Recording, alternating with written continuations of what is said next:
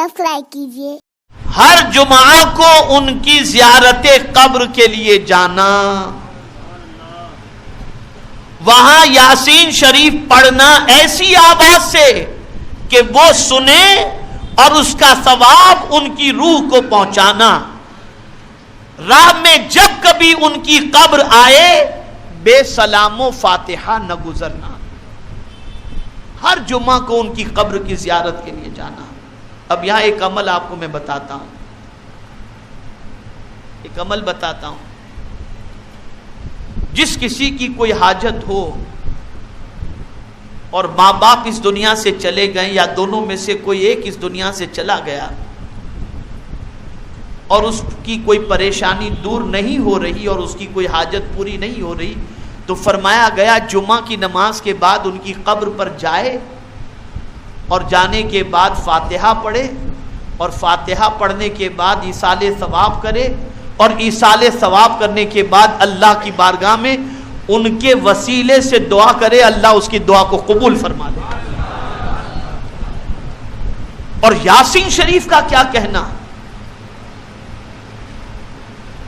अल्हम्दुलिल्लाह, मैं सिर्फ आपकी तरगीब के लिए कह रहा हूं, तहदी से नेमत की खातिर। मेरा ये मामूल है कि रोजाना मैं अपने माँ बाप के इसाले सवाब के लिए एक बार यासीन शरीफ पढ़ता हूं, अल्हम्दुलिल्लाह।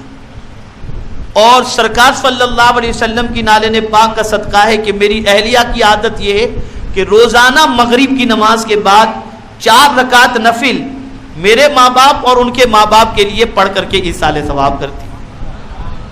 तो ये बात याद रखें, हर जुमा को अगर अल्लाह तौफीक दे तो माँ बाप की कब्र पर जाकर उसकी जियारत करना और इतनी बुलंद आवाज से यासीन शरीफ पढ़ना कि उनके कानों तक आवाज पहुंचे, कब्र में उन तक आवाज पहुंचे, ये भी उनके हुकूक के अंदर शामिल है।